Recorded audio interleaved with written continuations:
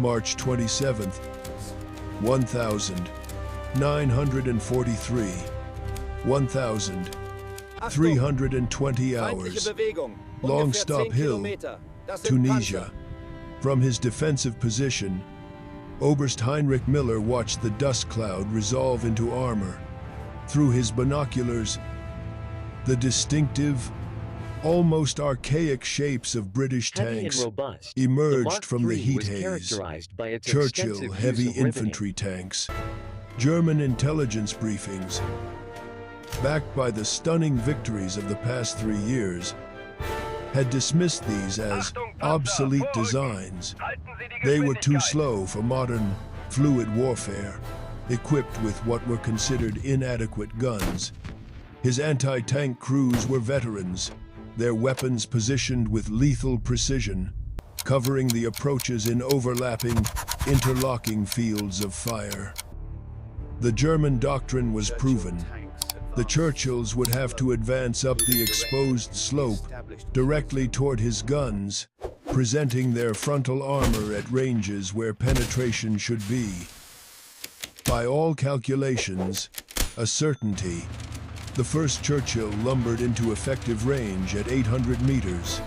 Miller's lead gun fired. The armor-piercing round struck the tank's turret, the impact clearly visible. A flash of steel on steel. The tank continued its grinding advance. Another shot, this time hitting the glacis plate. Still, the Churchill came on.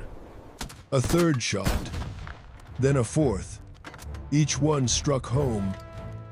Visible impacts that scarred the paint, but none achieved penetration.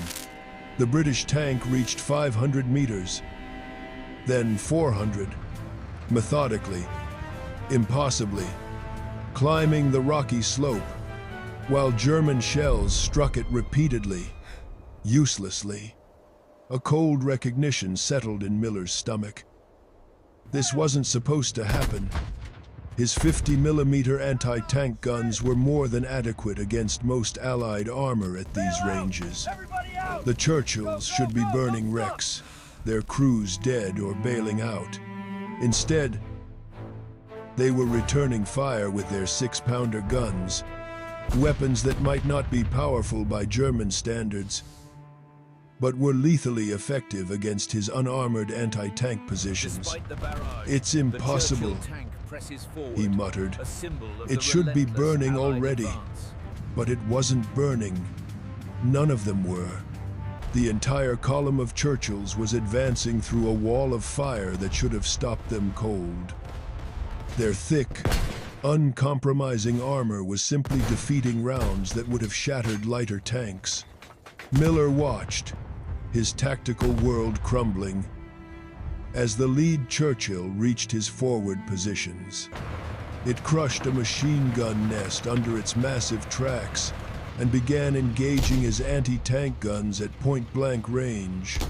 His carefully prepared defense, a textbook example of anti-armor doctrine, was being systematically dismantled by tanks moving at a walking pace. Tanks that everyone had said were obsolete. Tanks that were proving immune to weapons that should have killed them easily. He ordered the withdrawal before his entire position was annihilated. As his surviving crews fell back, he took one final look at the Churchills, consolidating their positions on the hill they had just captured.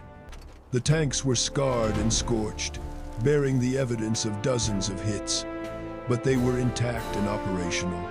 Miller had fought on the Eastern Front. He had faced Soviet armor in desperate battles, but he had never encountered tanks quite like these.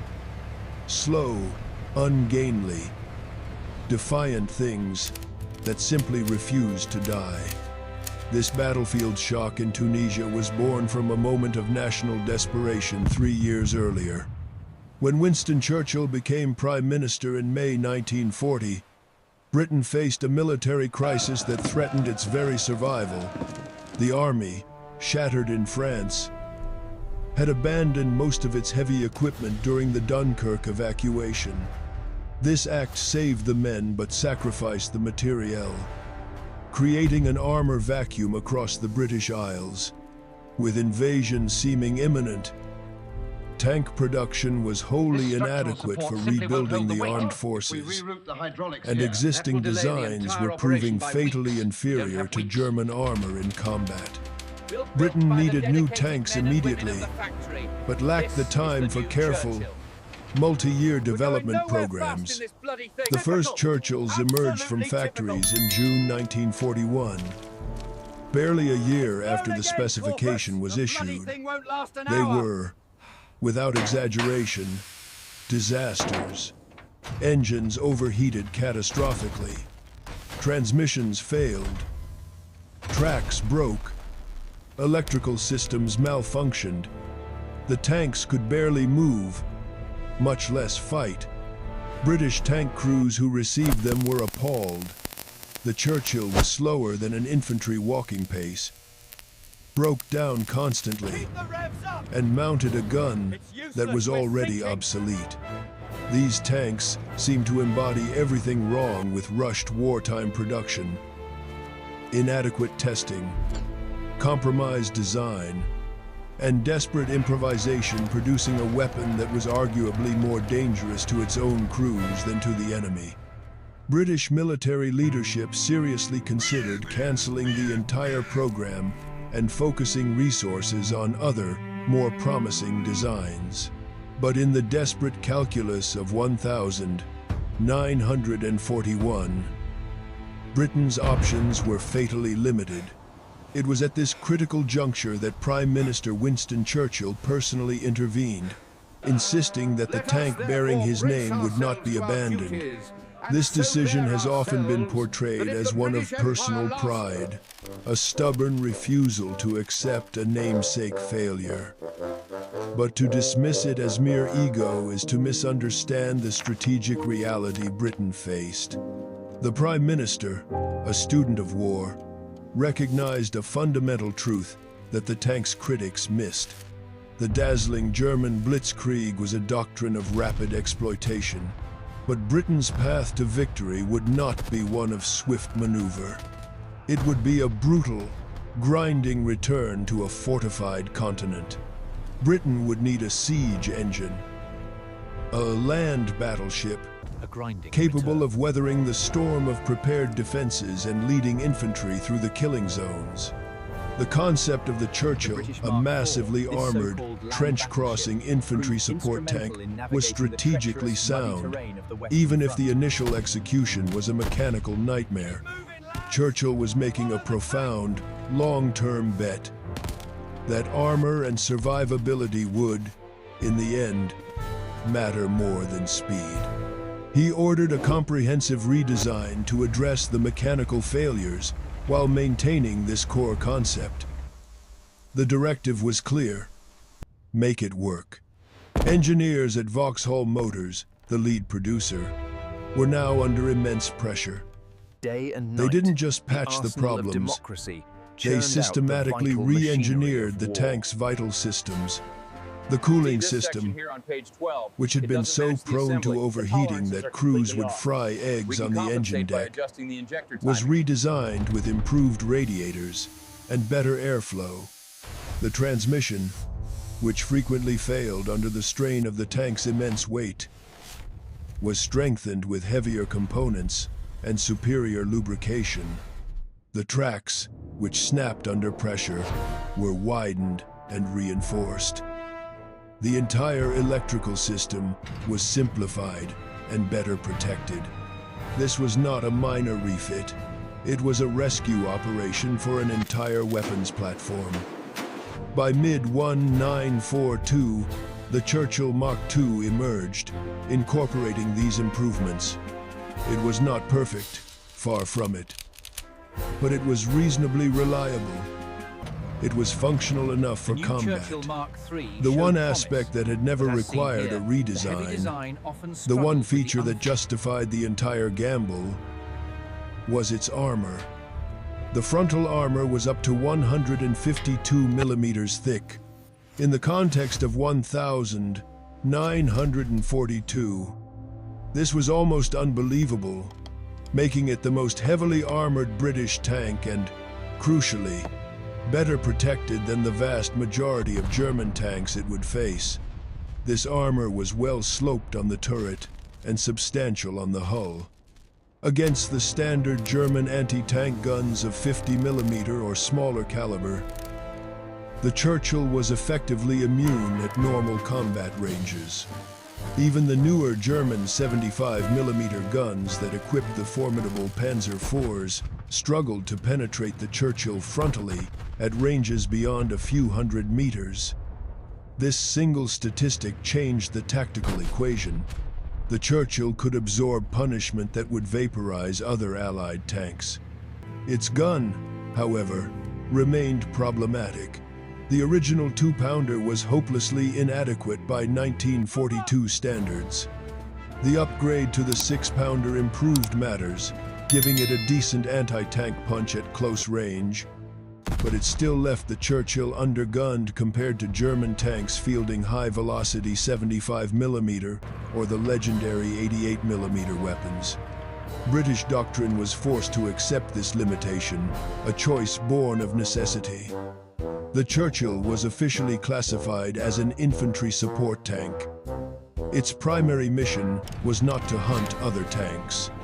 Its mission was to accompany foot soldiers, to use its armor to shield them, and to use its gun adequate for the task to destroy fortifications, machine gun nests, and bunkers. It was a mobile fortress for the infantry. Its mobility was deliberately, almost painfully, limited. A maximum speed of approximately 15 miles per hour on roads and far slower cross-country made it useless for exploitation operations or rapid maneuver. But again, speed had never been the design priority. Armor and trench crossing capability had been. Its wide tracks distributed its immense weight effectively, allowing it to traverse soft ground where other, lighter tanks bogged down. Its low gearing provided excellent climbing ability on steep slopes. The tank was slow, but it was also uniquely capable in difficult terrain, a trait that would soon prove invaluable in theaters where speed mattered less than the relentless ability to advance. The concept of the Churchill as a slow, methodical siege engine would be tested not in the wide-open deserts of the early North African campaign, but in the brutal, grinding attritional warfare of the Italian peninsula. The Italian campaign provided the ideal and most punishing conditions for the Churchill's unique capabilities. This was the soft underbelly of Europe, a strategic choice that led Allied armies into some of the most difficult terrain of the entire war. The geography of Italy, dominated by the Apennine Mountains, favored defensive operations. It was a landscape of narrow, winding roads, steep-sided valleys, and ancient villages built like fortresses on high ground. German forces, masters of the fighting withdrawal, exploited these advantages brilliantly, constructing a series of formidable defensive lines, like the Gustav Line, that delayed the Allied advance and required bloody frontal assaults. The tactical situation demanded armor that could support infantry in deliberate, systematic attacks against heavily prepared positions. This was exactly the role the Churchill had been designed for. Here, the tank proved invaluable. Its thick armor protected it against the plethora of German anti-tank weapons hidden in the close terrain, where engagement ranges were often point-blank. Its remarkable mobility in difficult terrain allowed it to support infantry through mountain passes and across soft, muddy ground that bogged down the supposedly superior, but less versatile, American-made Shermans. Most importantly, its sheer ability to absorb punishment meant it could lead assaults where lighter tanks would be instantly destroyed, becoming mobile shields that allowed infantry to advance against withering German fire. British and Commonwealth infantry learned to revere the Churchill, seeing it as a lifeline that allowed advances that would otherwise be suicidal. Its ability to cross obstacles, a feature born from its World War I-style design, proved particularly valuable.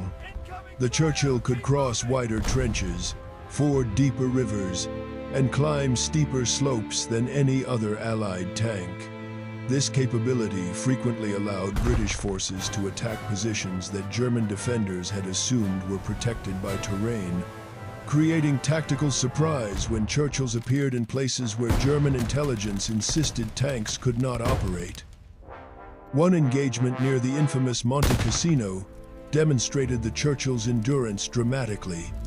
A single tank was hit over 80 times by German anti-tank weapons during a prolonged engagement, but remained operational, continuing to support the infantry while absorbing a volume of fire that would have destroyed any other Allied tank multiple times over. This incident became legendary, reinforcing confidence in the tank's protective capabilities. But this redemption in the mountains of Italy only came after a catastrophic and humiliating combat debut. The raid on Dieppe in August 1942 was a poorly planned operation that ended in disaster for the Canadian forces, who bore the brunt of the assault. Churchills were landed to support them, but most were disabled on the unforgiving shingle beaches, trapped by obstacles, knocked out by German fire, or suffering from the same mechanical failures that plagued their development. Of the 30 Churchills deployed, none returned to Britain. The few that made it off the beach fought effectively for brief periods before being destroyed or abandoned. The overall impression was one of another colossal British tank failure. And yet, in the wreckage of Dieppe, German technical intelligence teams found something surprising. A German examination of the captured and destroyed Churchills revealed capabilities that their own intelligence had dismissed. The armor was impressive, substantially thicker than they had estimated. The mechanical systems, while crude, were robust. The tank's ability to climb over the seawall and other obstacles was remarkable. German after-action reports acknowledged that while the Churchill was slow and undergunned, it was also extremely well protected and potentially dangerous in roles where its mobility limitations weren't a factor. That potential was finally realized in North Africa, in the campaign that would redeem the tank's reputation. The fighting in the hills of Tunisia required tanks capable of climbing steep slopes and advancing through rocky terrain that defeated lighter vehicles.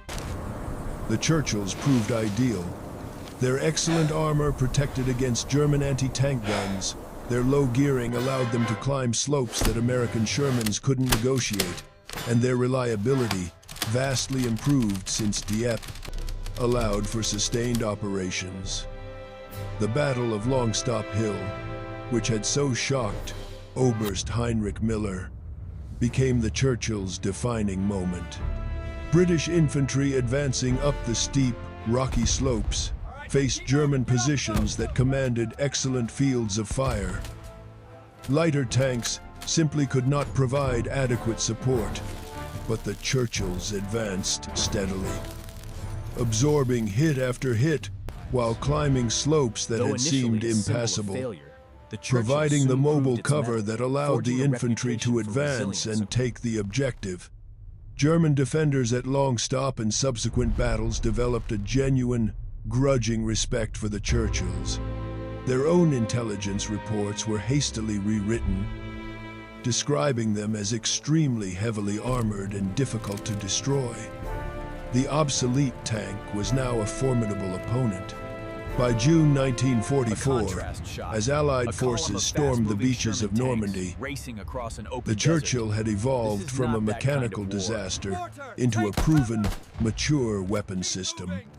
The early failures at Dieppe were a distant memory, replaced by a hard-won reputation forged in the hills of Tunisia and the mountains of Italy. Now, it faced its greatest test, the liberation of Northwest Europe. The terrain of the Normandy campaign, in particular, could not have been more different from the open deserts where tank doctrine had been rewritten. This was the Bocage country, a claustrophobic maze of small fields, ancient high hedgerows, narrow sunken roads, and extremely limited maneuver space. This was not a war of rapid, sweeping advances. It was a brutal, close-quarters infantry fight, village by village, hedgerow by hedgerow. These conditions, which crippled the maneuver-oriented Shermans, were tailor-made for the Churchill's design philosophy. In this environment, the Churchill's thick armor and its specialized variants proved ideal for the methodical, grinding advance. The tank became the infantry's iron shield. Platoons would advance behind the cover of a Churchill, which would absorb the inevitable German machine gun fire, mortar rounds, and sniper fire from the hidden, fortified hedgerow positions. When a strong point was identified, the Churchill would engage it, allowing the infantry to maneuver and assault. But it was the specialized variants that truly transformed the battlefield.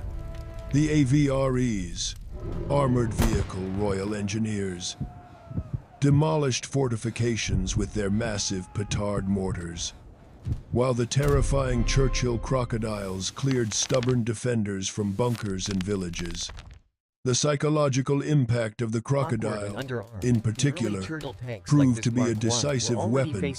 German troops, who had demonstrated a fanatical willingness to defend positions against conventional attacks, would often surrender immediately when the Crocodiles appeared.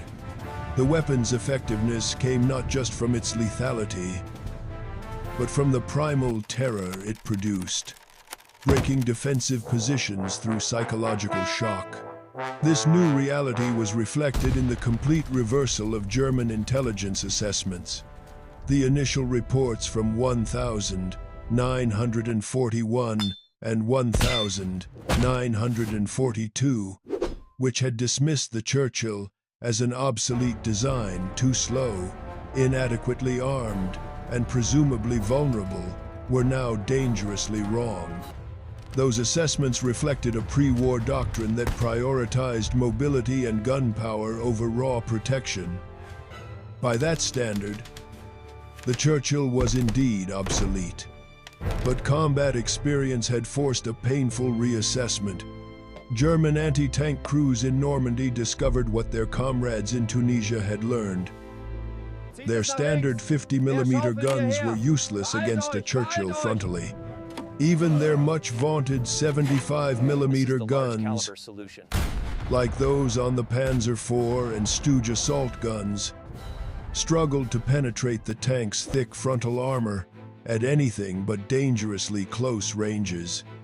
After-action reports were filled with accounts of Churchills being struck repeatedly without achieving a kill. As a result, German tactical doctrine was forced to treat the Churchill as a serious, priority threat. This was a tactical victory for the Allies before a shot was even fired. It forced the Wehrmacht to adapt. New tactical guidance was issued, warning troops to avoid frontal engagement with Churchills at all costs. Instead, they were instructed to use large-caliber guns, primarily the 88mm anti-aircraft and anti-tank guns, or to attempt dangerous flanking maneuvers to hit the thinner side armor. This recognition that the Churchill required special tactical considerations elevated it from a dismissed, obsolete design to a respected threat that demanded careful countermeasures. This shift had a cascading effect on the battlefield. It meant that Germany's most powerful and scarce anti-tank assets, the 88 seconds, had to be deployed to counter these slow-moving infantry tanks, rather than hunting more glamorous, high-velocity targets. Allied tanks of the war, it forced German armor and anti-tank crews to expose themselves in flanking attempts, making them vulnerable. The tank that had begun as an embarrassing failure had become a reliable, effective weapon that British forces valued for its durability, and that German forces had learned, through brutal experience, to genuinely fear. Perhaps the Churchill's greatest single contribution to the Allied victory in Northwest Europe came not from the tank itself, but from its extraordinary adaptability. The basic design, with its long, spacious hull, heavy armor, and robust, if slow, running gear, proved to be the perfect platform for a series of specialized variants that solved the most difficult tactical challenges of the campaign. These vehicles, many of them part of the legendary collection known as Hobart's Funnies, were a testament to British ingenuity and a core component of the 79th Armored Division. This division was, in essence, a mobile toolbox of solutions for nearly every problem the Wehrmacht could create. The Churchill chassis was its workhorse. This strategic decision to base so many vital roles on a common, proven chassis was a logistical masterpiece. It simplified the supply chain, streamlined maintenance, and ensured that these critical assets could keep pace with the infantry they were designed to support. The most famous of these was the AVRE, or Armored Vehicle Royal Engineers. This variant mounted a short-barreled 290mm spigot mortar, the Petard, which fired an enormous 40-pound high-explosive charge. This weapon, nicknamed the Flying Dustbin, had minimal range and poor accuracy, but its effect against concrete fortifications was devastating. AVREs would advance to point-blank range, shrug off defensive fire with their heavy armor, and deliver their demolition charges. A single hit could destroy a German bunker, demolish a fortified house, or blast a massive gap in an anti-tank wall. For breaching the hardened defenses of the Atlantic Wall, and later the fortified towns in Siegfried Line, the AVRE was an essential tool that conventional tanks simply could not replicate. Then there was the Churchill Crocodile, a flamethrower variant that weaponized terror. It combined the Churchill's standard armor and turret with an armored trailer towed behind, carrying 400 gallons of flammable liquid. The flame projector, replacing the hull machine gun, could hurl a jet of burning fuel over 100 yards. The psychological effect of this weapon was out of all proportion to its actual lethality. German troops, who would bravely resist conventional artillery and tank fire, frequently broke and surrendered at the mere sight of a crocodile approaching. The weapons didn't just kill, they did so horrifically.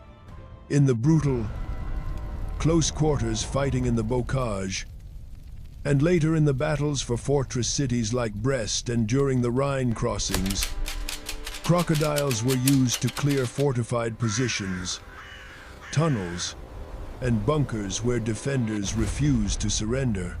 The choice they offered was stark: surrender immediately or be burned alive. These attacks typically produced an immediate collapse of resistance from veteran defenders who had resisted all other conventional means. Other variants solved the problem of momentum. The Churchill bridge layer carried a portable 30-foot bridge that could be deployed in minutes, immediate collapse of resistance, allowing armor to cross ditches, canals, and bomb craters that would otherwise halt an entire advance. This single capability kept armored columns moving, denying the Germans the ability to use destroyed bridges and natural obstacles to create defensive bottlenecks. Similarly, mine flail variants, like the Churchill Crab, used a rotating drum of heavy chains to detonate mines safely, clearing a path through the dense minefields that protected German defensive lines. While other tanks would be sacrificed in this role, the Churchill's heavy armor gave its crew a fighting chance of survival. This family of specialized vehicles transformed the Churchill from a single-purpose infantry tank into a multi-role combat system. The adaptability of its design reflected its core characteristics. The long hull provided a stable platform for mounting various heavy equipment, and its thick armor allowed these vehicles to approach and neutralize obstacles directly, all while under intense fire. The basic tank had been mediocre, but the variants it spawned proved to be utterly invaluable, providing decisive solutions for specialized roles where the Churchill's strengths were paramount and its weaknesses, like its slow speed, were irrelevant. The final assessment of the Churchill tank is not a simple story of a good or bad design. It is a complex, almost paradoxical lesson in military procurement, strategic necessity, and the sheer power of persistence. The Churchill represents a triumph of adaptation over elegant design. It demonstrates, in steel and fire, that an adequate solution, repeatedly and stubbornly improved, can often outperform a superior solution that arrives too late or in insufficient quantities. The tank's troubled development and catastrophic early failures should have justified its cancellation. By any reasonable measure in 1941 or 1942, the program was a disaster, and most military procurement systems would have terminated it and replaced it with an alternative. But in the desperate calculus of total war, Britain did not have viable alternatives that could provide the Churchill's specific capabilities, its heavy armor and trench-crossing ability within the time frames that operations required. There was no other siege engine on the horizon. So, the engineers were forced to fix the problems.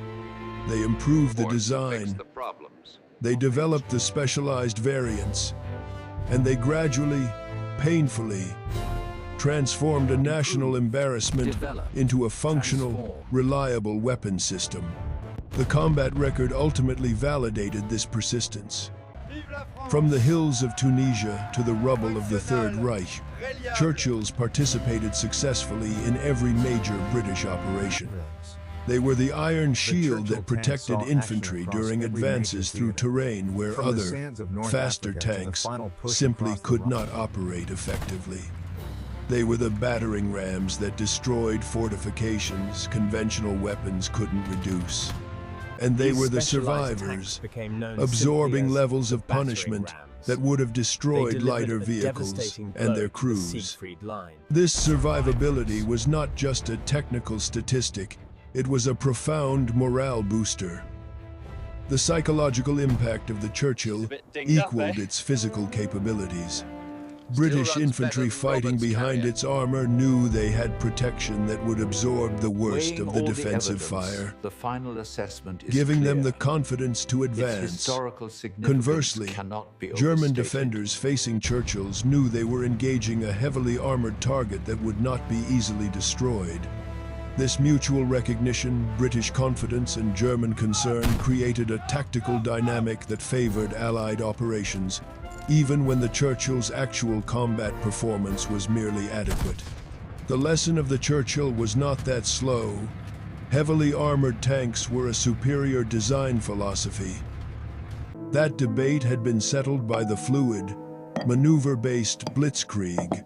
The lesson was that adequate solutions that actually exist, that are available on the battlefield, and that can be effectively employed, serve a nation far better than theoretical, superior solutions that are still on the drawing board. The Churchill was never the best tank in any objective sense. It was slower, less mobile, and more poorly armed than various alternatives. But it was available, it was survivable, and, crucially, it was improvable. In the end, those characteristics mattered more than theoretical superiority. The final word on the tank's effectiveness, perhaps, should come from the man who first witnessed its impossible resilience, Oberst Heinrich Miller, the German officer who had watched the Churchills advance through a wall of fire at Longstop Hill, survived the war. In his memoirs, he devoted several paragraphs to the tanks that had shattered his defenses in Tunisia. He described them as ungainly and slow, but also as remarkably durable and surprisingly effective. We learned not to underestimate them, he wrote. They looked obsolete, but they refused to act obsolete. That stubbornness, very British I suppose, made them more dangerous than more sophisticated tanks that were more fragile. That assessment captures the Churchill's true essence. It was stubborn, unfashionable, and limited. But within those limits, it was extremely capable, refusing to fail despite every reason for it to be dismissed as inadequate. The tank that bore Winston Churchill's name, in the end, shared the most vital characteristics with the man himself. Difficult, imperfect, sometimes infuriating, but ultimately, decisively effective through a sheer, bloody-minded refusal to ever admit defeat.